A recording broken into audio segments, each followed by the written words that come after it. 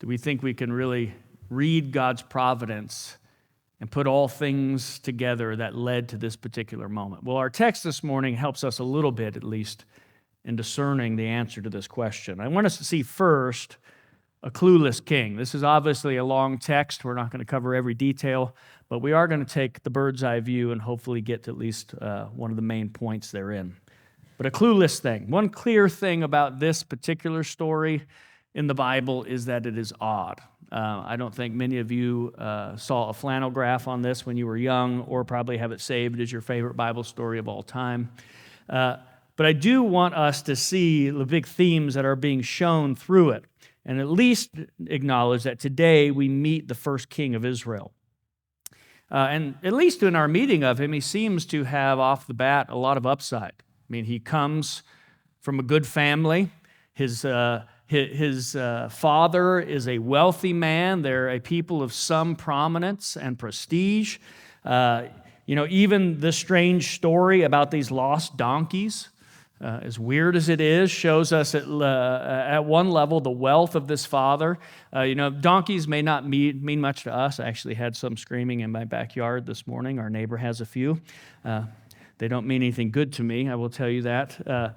But back then, it was a measure of wealth. I mean, they didn't have, savings accounts and 401ks. They had property and they had livestock.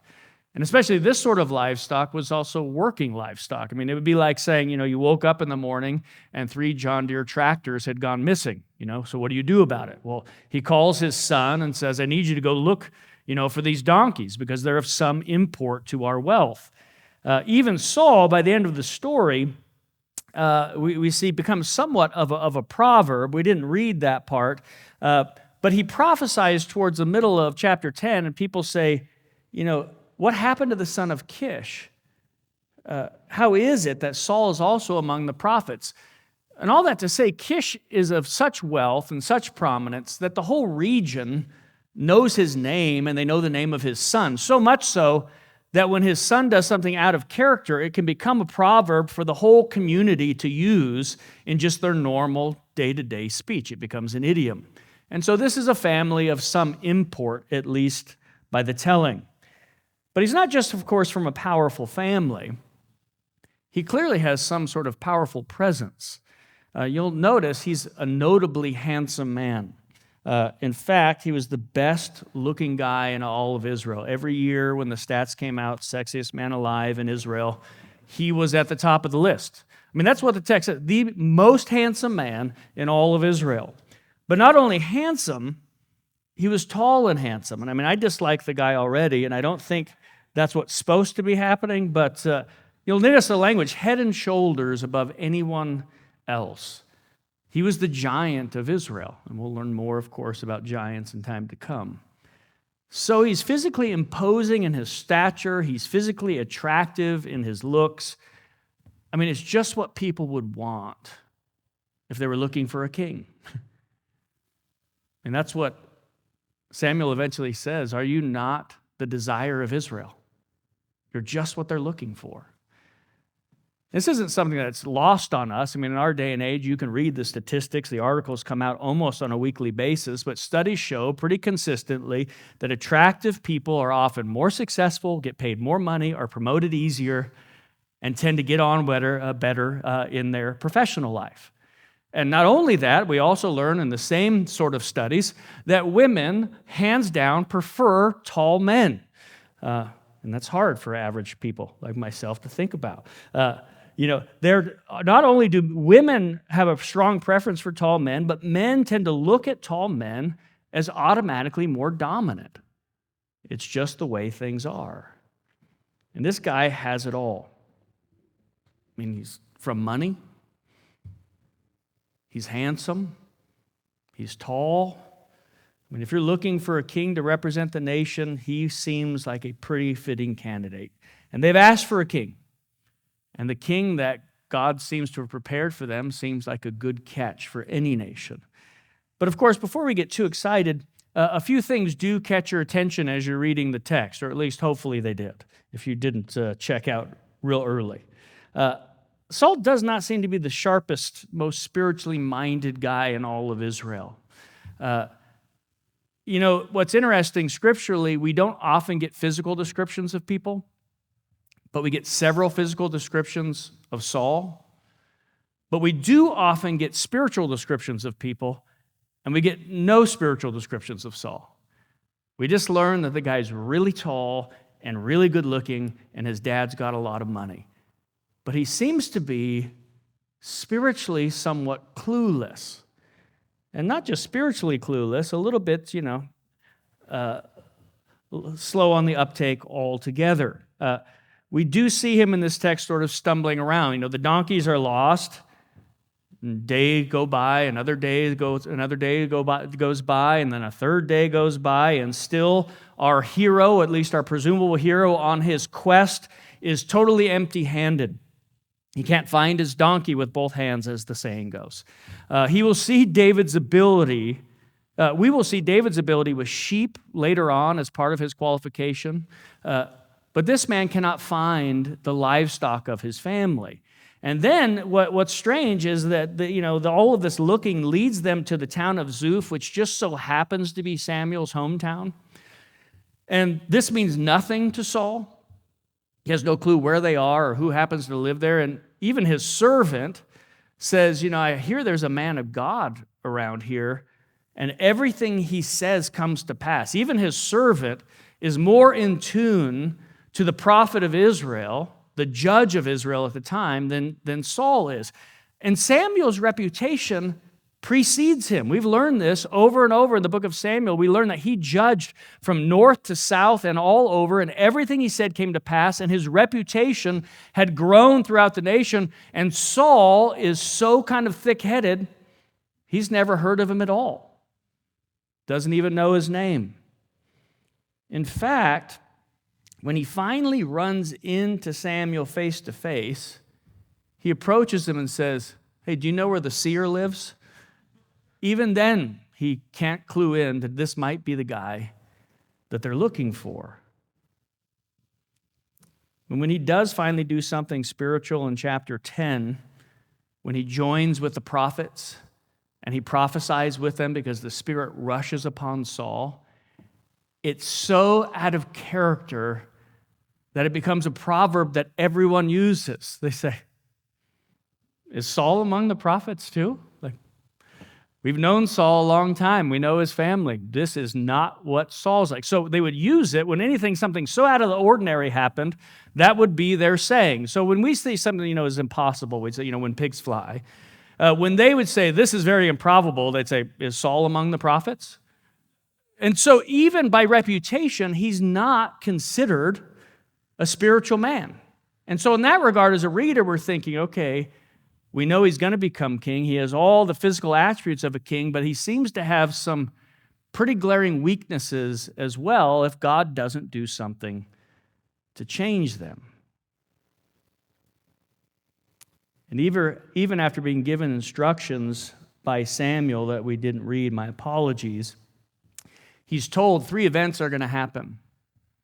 I'm going to tell you 3 things that are about to transpire, and the last of them we get to see in great detail, this prophesying episode. And that text ends, interestingly enough, not with a bang, but with a whimper. We have Saul chosen by God because he's going to fight against the Philistines for his people. And in chapter 10, we see the Philistines, and they set up a garrison, and Samuel tells him, "Look, these 3 things are going to come to pass, and when they come to pass, the Lord's going to come upon you. And once that happens, whatever your hand sees to do, do it." And what he sees is the Philistines gathering together, and the text ends with, "And Saul went to his own home." He just doesn't do anything. It just kind of fades out. That this is our big hero that we've been waiting for, and he hasn't done anything to defeat the Philistines. He doesn't seem to know what's going on. In fact, when his uncle approaches him and says, tell me what happened on your trip. Now, this man's just been told by the prophet that he's going to be the king of Israel, and this is what he translates to his uncle. "The donkeys were found." That's the whole conversation. He's presented literarily as, what we see in our movie and TV tropes as the brainless beauty, He is the Ken of the Barbie movie. I've never seen it, but Dave said he loved it. If you're a cartoon person, this is Johnny Bravo. If you're a sitcom person, this is Joey from Friends. He can't find the donkeys, and he doesn't seem to be in tune spiritually. And even when when revealed who he's going to be, that he's God's man, he seems kind of out of it. And so we get left with this sort of weird, strong, powerful, good-looking man who God has chosen to be king. This is God's man, and then nothing really comes of it, at least not yet. And so we have this clueless king, but we also have, you'll notice in this text, this controlling king. Well, Saul seems a bit daft. We see behind the text there's one being who has total control. Saul isn't looking to be king. In fact, he's unsuccessfully looking for donkeys. He can't even find those. But God has set it all in motion and controls the whole thing down to the most minute details to bring all of this to pass. The lost donkeys seem to just haplessly be wandering, and Saul's going from this city to that city, and he just happens to end up in Zuph. And that just happens to be a city where the servant knows that there happens to be a man of God who lives there that they don't know by name. But they don't know how to speak to him because they don't have any money. And Saul says, I'm not sure what we're going to do. We're out of food, we're out of time, we're out of resources. And the servant says, I just so happen to have a shekel of silver here in my pocket. We could pay him with that. And so then they go and find some women who happen to be drawing water at the well the moment they're approaching. Interesting allusion there. And they say, hey, we heard that there might be a seer here in this town, a prophet. And they say, oh my goodness, you just missed him. He just came out of his house. He's about to go sacrifice. Lo and behold, what a coincidence. It's a lucky day for you. If you just march on ahead, you'll run right into him because everyone's going to wait to eat until the sacrifice is given. Then they enter the city, and behold, just some random guy at the gate is there, and Saul says, hey, do you know where the seer lives? And luckily, it's the seer himself, Samuel. And today, he says, we will eat together, for I have a few things I'd like to share with you. And the author informs us very clearly what's going on behind the text. What seemed like this haphazard journey looking for lost donkeys, he says, oh, by the way, the day before God came to Samuel, uncovered his ears, exactly what it says, and told him, tomorrow you're going to meet a man from Benjamin who's going to be king over Israel. Showing us that God has been directing every part of this story so that it would happen just like it's happened, so that Israel's king would be presented. He's the only one moving in the passage. Saul is there, tall, dark, and clueless, totally passive. But there is God, this all-controlling king, moving everything in the story to come to this particular moment. Well, if that's the controlling king, I want us to see also, somewhat oddly, the compassionate king. You'll notice God is controlling the whole story, and this is the king, God, that last chapter the people just said, we don't want you anymore. Give us a king like the other nations. And then we meet this king who's like the kings of the other nations, and we are hardly impressed, at least not yet. And if you're reading the story in sequence, you would have to ask yourself, why is God moving all of this story in this particular direction? We learned last week when they rejected God, God said, there's going to be some consequences for this rejection of me. I'm going to give you the king that you want, and here's all that's going to happen because of it.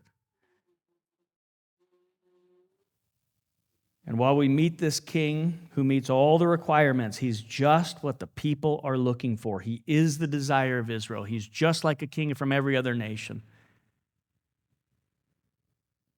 At the same time, we see God moving the whole world to get us to this moment, to give them the king that they requested. Now, what would you think happens next? They reject God and say, give us a king. He says, you don't want that, I'm warning you. And then in this chapter, we see the king being led directly to them. And you'd think, well, this has to be where God finally gives them their comeuppance. They've asked for it, and this is what they get. This is the moment where they get what they deserve. We meet this guy. And the reason that we often think that is what we addressed in the opening. I mean, we think that's how God works, right? If we mistreat him, he will give us what we deserve. If we're fickle with him, he'll be fickle with us. I mean, he does have to teach us lessons, right? But is that what is happening? I mean, we know the rest of the story. We know that Saul is not ideal. But Saul does have a mission that we see explained to us in verse 16 of this text. It says, anoint this particular man, and you shall anoint him, notice verse 16, to be prince over my people Israel. He shall save my people from the hand of the Philistines. Why? Because I have seen my people, and their cry has come to me. I mean, 4 times in verses 16 and 17, God looks at the Israel who rejected him and said, not you, a different king. And he says, my people, my people, my people. And he says, their cry came to my ear, and so I answered them. My eyes were open to them.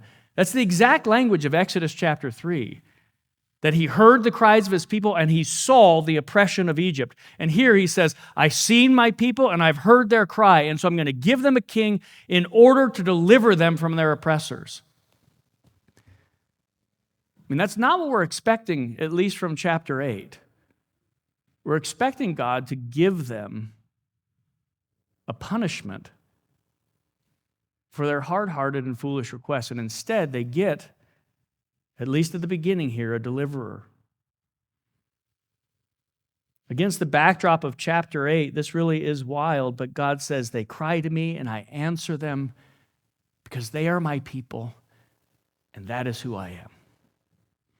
I mean, the king they want at God's expense is the king that God will use to deliver them from the Philistines.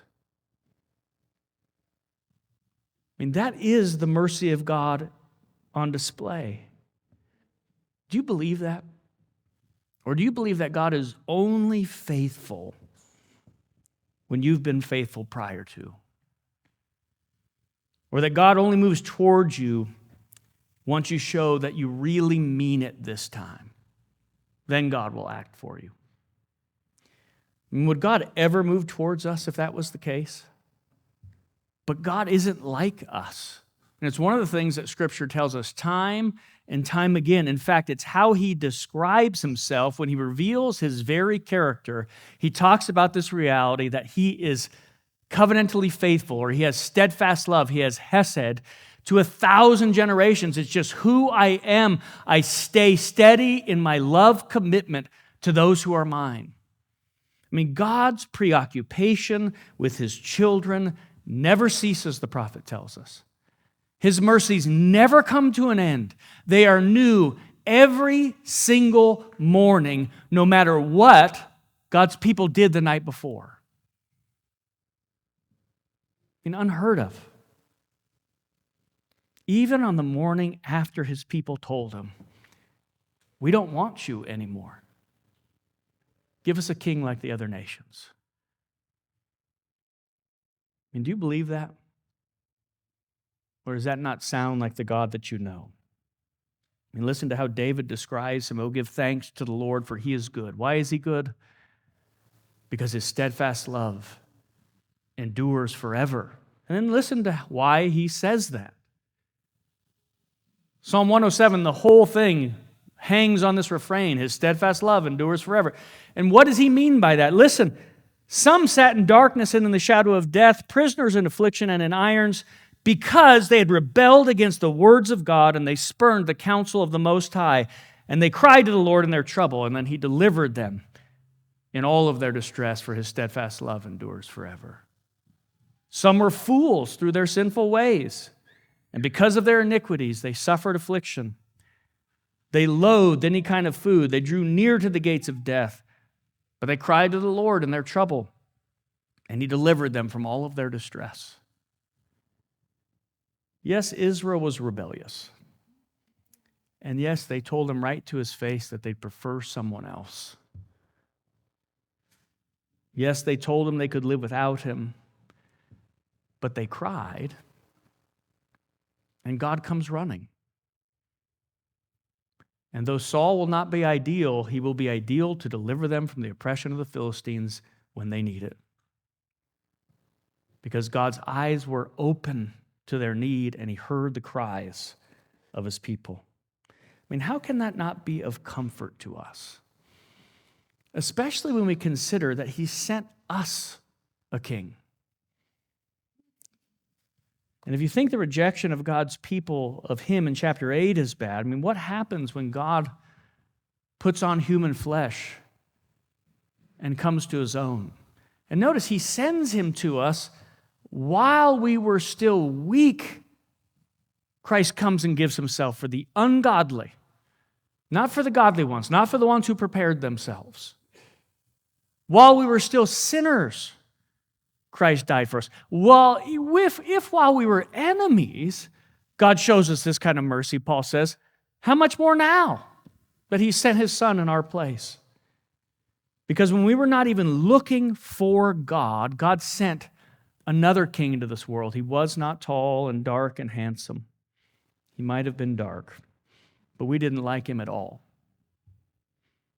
He had no form or majesty to attract us to him. There was no beauty in him. There was nothing about his personal presence that drew anyone to find him lovely. He wasn't successful in the way that we wanted. He didn't command a crowd in the way that we would have desired it. And every time he did command a crowd, he would ruin the whole thing by saying things like, "Eat my flesh and drink my blood, or you have no part in me." When we saw him, we didn't like him. And even more repulsive than the life he lived as a poor man without status or beauty was the ugly death that he died, that told us for certain that if it was up to us, we would take a hard pass on this kind of king. I mean, what kind of kings get crucified? What sort of winning looks like that?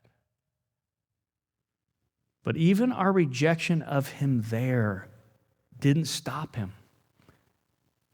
He pursued his people in his steadfast love, even unto death on a cross.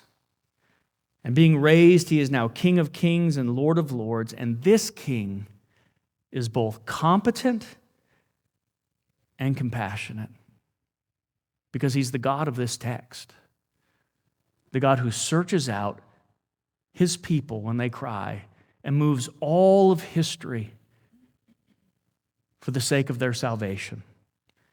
Because the steadfast love of this king never ceases. His mercies never, ever, ever come to an end. They are new every single morning. This morning.